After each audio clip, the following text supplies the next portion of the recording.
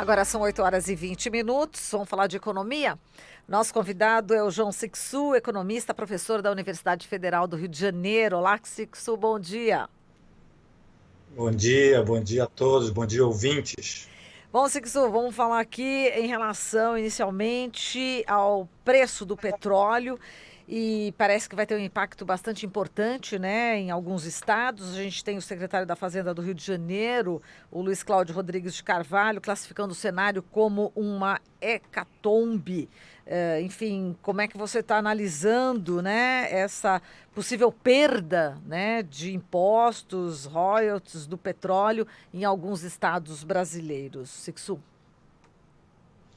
Isso é bastante grave, né? Porque a situação da economia brasileira é uma situação de fraqueza generalizada que agora recebe um choque bastante negativo, que tem várias implicações, entre elas essa redução de impostos, redução de recolhimento de impostos, royalties, etc., devido à queda do preço do petróleo. Isso vai trazer consequências muito graves em todas as áreas, né? Porque a arrecadação é única, mas o gasto é variado. O gasto é na área de educação, na área de saúde, na área de transportes. Então, a situação que já era de fraqueza generalizada tende a piorar se não houver nenhum tipo de reação em termos de política econômica para reativar a economia e a economia poder, com mais dinâmica, aumentar a arrecadação governamental. Agora, Sixu, o ministro Paulo Guedes já falou que a solução para ele, para sair da crise, seria aprofundar as reformas, mas muita gente entende que é necessário aumentar o investimento público. É possível aumentar o investimento público com essa orientação da equipe econômica do governo e também com a lei do teto? Olha, essa aposta feita pelo ministro, ela é muito conhecida e ela não é verificável, não é testável. O que eles dizem é sempre o seguinte, né? Se não está dando certo é porque é preciso fazer mais reformas. E essa história não acaba nunca, porque nunca dá certo e eles sempre dizem, então é preciso fazer mais reformas ainda.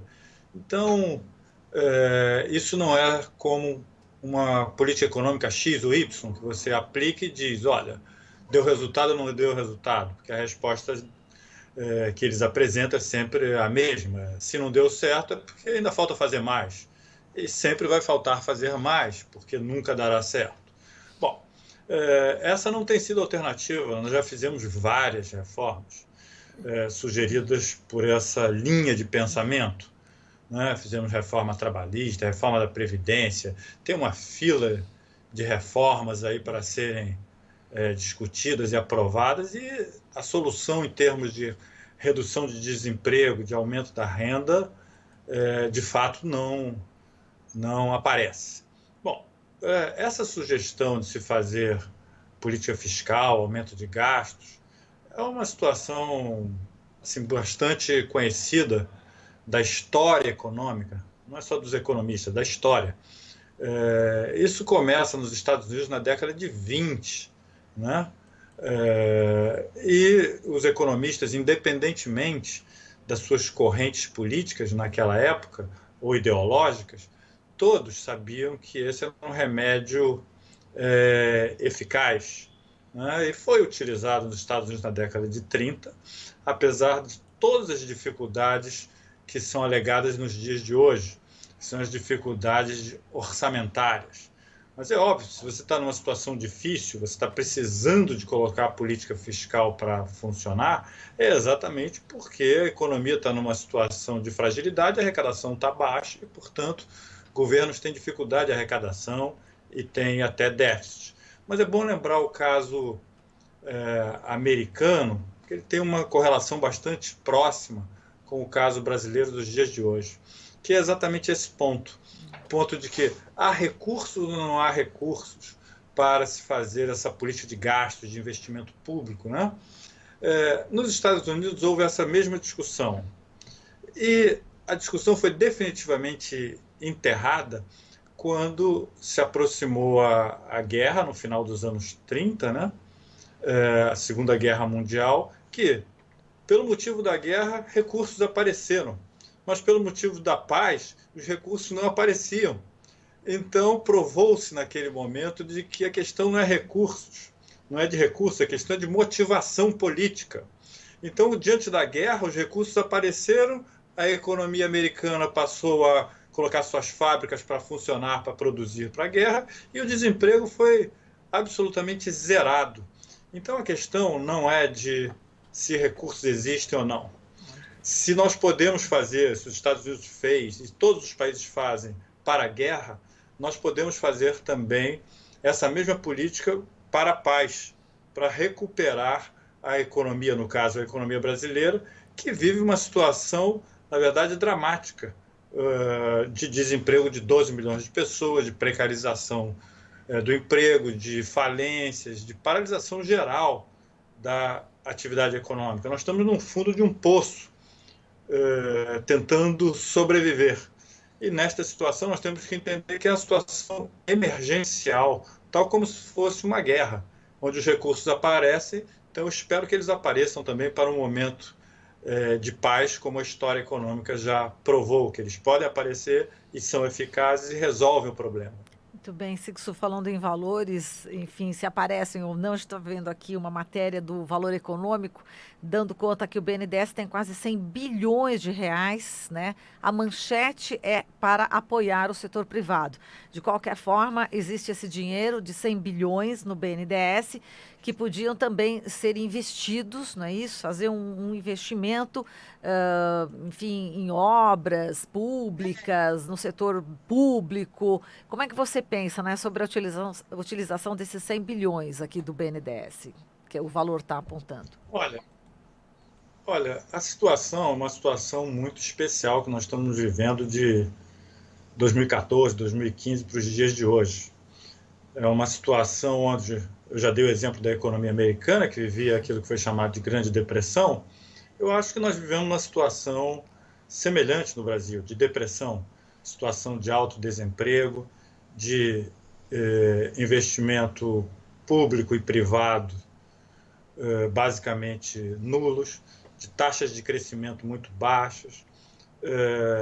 Então a economia está numa situação onde ela só é recuperável a partir do setor público. Por quê? Simplesmente numa situação dessa, de tal fragilização, o setor privado não decide investir, porque o que é o investimento para o setor privado? É simplesmente dizer o seguinte: vou colocar meus recursos aqui para construir uma fábrica, porque vou produzir e espero vender esses produtos. Só que neste cálculo, neste passo a passo empresarial, a resposta de que vou vender os meus produtos, a resposta é negativa, eu não vou conseguir vender meus produtos. Então, lá o passo inicial, que é vou colocar meu dinheiro para construir uma fábrica, esse passo inicial não é dado. Então, nesta situação atual, nós não podemos esperar nenhum tipo de reação do setor privado como primeiro passo. Então, eu diria que recursos do BNDES são recursos para financiar o setor privado. O setor privado pode ficar até animado de pegar esses recursos, mas não porque eles teriam uma taxa de juros baixa ou até uma taxa de juros nula. Se alguém emprestar recursos vou emprestar 500 milhões com taxa de juros zero, não adianta nada isso, porque empresários não tomarão esses recursos, porque terão que pagar esses recursos, mas para pagar esses recursos eles vão ter que vender o produto de suas fábricas. Eu acho que os recursos do BNDES têm uma utilidade num segundo passo. O primeiro passo deverá ser o investimento público direto. É o governo mesmo rompendo com a tal regra de teto de gastos, realizando obras de infraestrutura, reativando as obras que foram paralisadas. A partir daí, a economia começa a se animar. Aí sim, num segundo momento, os recursos do BNDES são extremamente importantes e ainda bem que eles existem. Porque primeiro entra o setor privado entra, o setor público entra primeiro e ele anima o setor privado. Então, para o setor privado entrar, realmente é necessário de financiamento. Mas o passo a passo governo, quebrar essa regra de teto de gastos, fazer investimento em infraestrutura, reativar as obras que estão paradas. A partir daí serão contratados milhares de trabalhadores ou até milhões de trabalhadores. O desemprego cairá e esses novos trabalhadores eles passam a consumir aonde? Nos supermercados, nos transportes, etc. Então, empresários do setor privado vão ter que fazer investimentos para atender essa nova demanda. Aí os recursos do BNDES que existem serão bastante úteis. Mas, para resumir essa minha ideia, eu diria que o passo a passo entra o setor público, anima o setor privado entra aumentando ou dando mais força a esta roda que começou a girar com o investimento público. Muito bem, exatamente o que o presidente Lula falou, né, em Berlim, em relação a sair da crise, né? Do Brasil sair da crise realmente só com investimento público e democracia. É isso mesmo. Sixu, um forte abraço para você. Muito obrigada aqui pela sua análise, hein? Um abraço a todos. Até mais. Muito Falamos obrigado. aqui. Obrigada a nós. Falamos aqui com o João Sixu, economista, professor da Universidade Federal do Rio de Janeiro.